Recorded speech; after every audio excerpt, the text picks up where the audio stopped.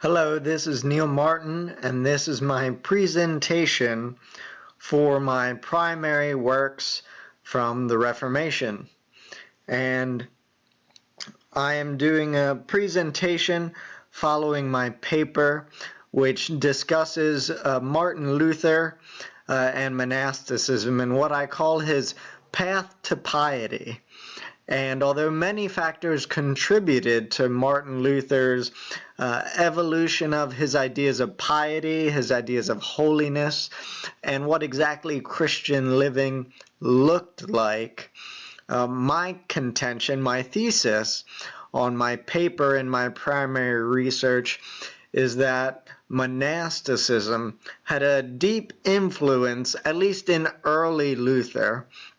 For early Luther, monasticism, I believe, played a role in his path to piety. Therefore, I look at Martin Luther and his monasticism. To begin, we have this first slide here, Luther as an Augustinian monk.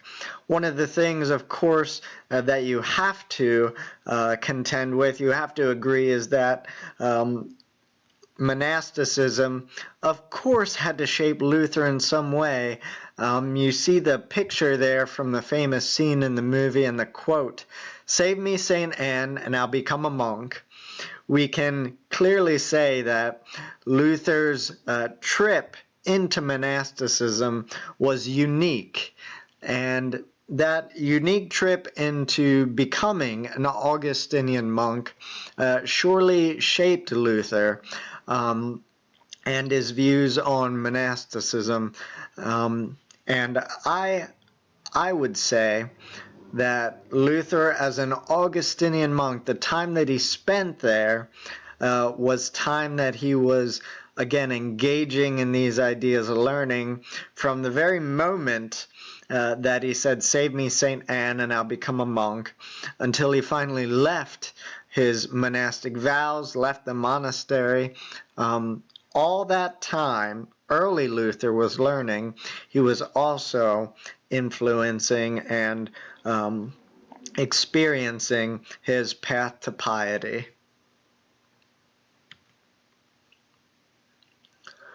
For my primary works, I look at the origins of Luther, and you see there the first picture up on the top left is the monastery at Erfurt. This is where Luther went when he became that Augustinian monk, the origins of Luther. And then I trace that from the origins of Luther, from his monastery at Erfurt, all the way to the bottom right-hand picture, which is a picture of Wittenberg. And so as we trace Martin Luther, we must trace early Luther from the monastery, where he is a monk, where he is learning, gaining his knowledge, all the way to Wittenberg, where the transition from mere student, mere monk, to lecturer and to the podium becomes quite a big role in Martin Luther's life. So, for my primary works, I looked at two of them. First, his Freedom of the Christian in 1520, written in 1520.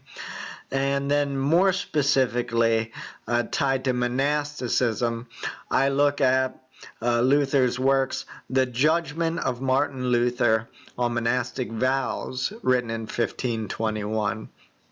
And of course, based on these two primary works, we're looking at early Luther. What influenced him? What shaped him on his path to piety? And so I look at these two works, focusing primarily, though, on the judgment of Martin Luther and monastic vows. Now, what is interesting is what I call Luther's dichotomy.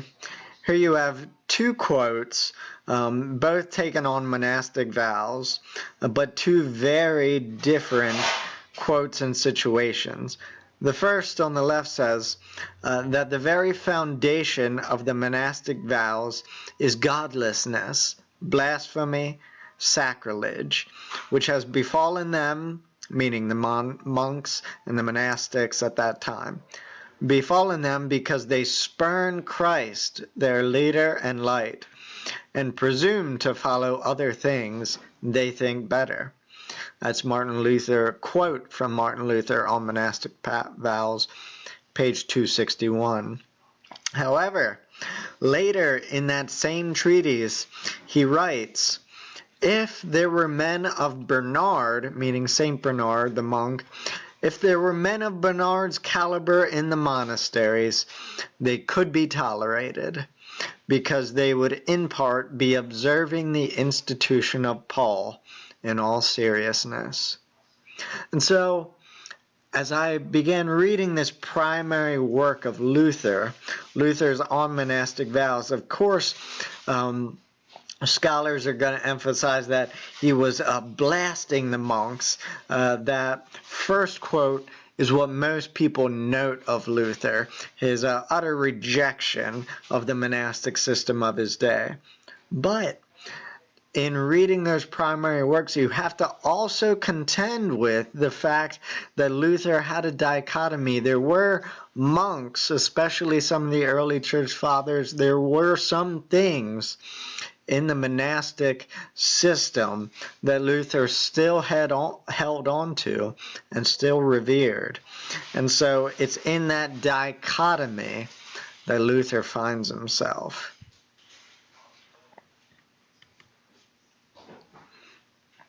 So, again, looking at this dichotomy, to study Martin Luther, you must study his view on the piety of monastic fathers. And so we look here in his primary work on monastic vows, Luther mentions three people specifically by name. He mentions Saint Anthony, Saint Francis, and Saint Bernard, and he particularly pays attention to the correct piety that he sees in the monastic fathers. He says, another quote, that Saint Anthony, the very father of monks and the founder of the monastic life, most wisely and in a Christian manner, believed and taught that absolutely nothing could be observed which did not have the authority of Scripture. This is the rule of St. Anthony, which Martin Luther called is the rule of Christ. So he's equating the rule of St. Anthony with the rule of Christ. That's a quote there, page 253 on Luther's work on monastic vows. And so you see, Luther, early Luther, I contend, and in my paper I state that as Luther was at Erfurt, and still when early Luther was at Wittenberg, he was writing about and deeply influenced, at least in part, by these three monastic fathers, St. Anthony, St. Francis, and St. Bernard.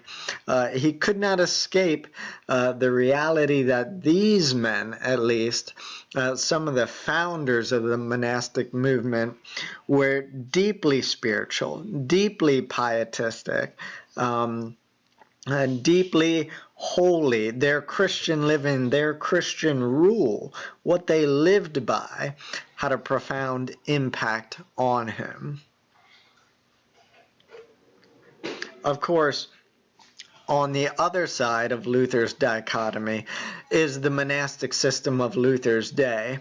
And you see the two pictures there. It's almost a funny illustration, but it gets the point across, right? If you look at that, get out of purgatory for free. And at the bottom you see a picture of indulgences being sold. And again, we look at early Luther, not necessarily having a problem,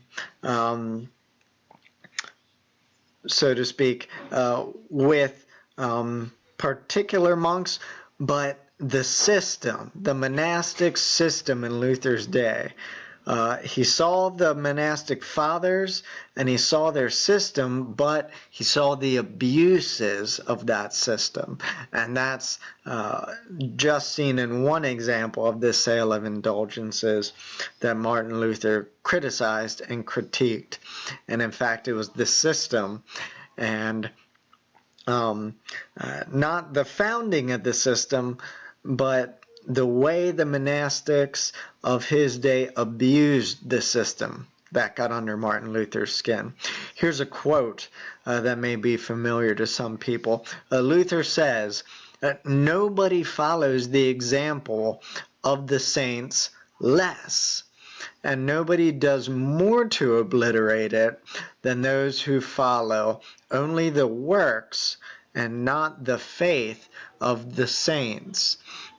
And a lot of that is referencing the monastic saints we just looked at. That's the reference.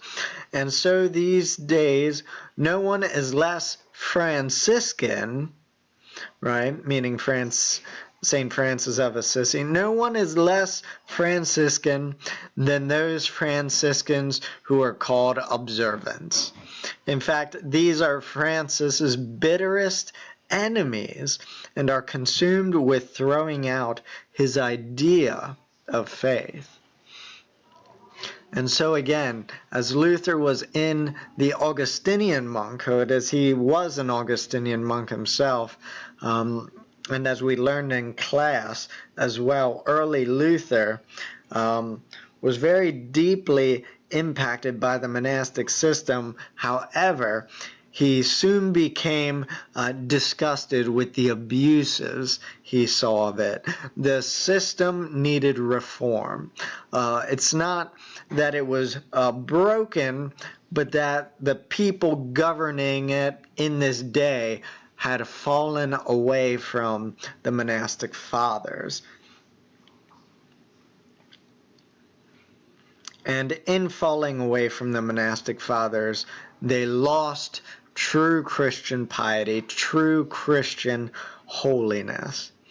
And so we look at this final slide, we see Luther. And we see Luther specifically talk about the works.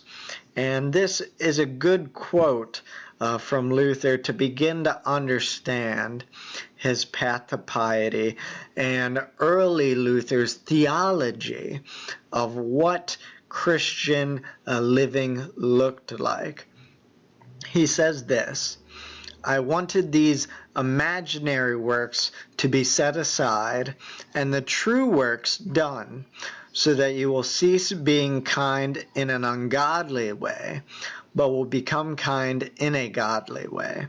For the works, too, will have to undergo a change. Although they look the same outwardly, when you yourself have been charged inwardly, so that no longer are they your own works, but they become the works of Christ in you." And see, this is beginning, as I state in my paper, Luther's theology of this inner man and outer man, these outer works that the monks perform.